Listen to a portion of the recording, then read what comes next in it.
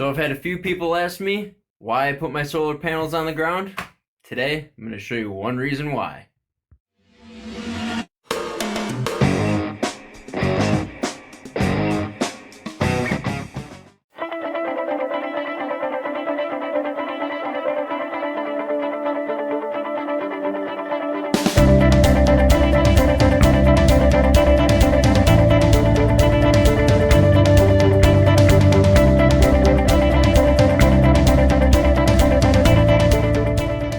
So with the main solar array, it just takes a couple minutes to kind of scrape off and brush off the snow.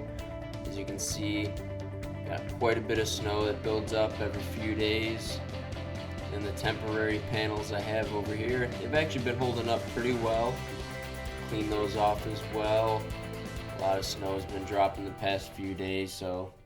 Well, I tried to record an outro outside when I was finished clearing off those panels, but it was so cold out, even my phone wasn't working. So as you can see, one of the main reasons why is because where I'm at, I get a lot of snow, and there's no way I'd be brushing off snow if these panels were up on the roof.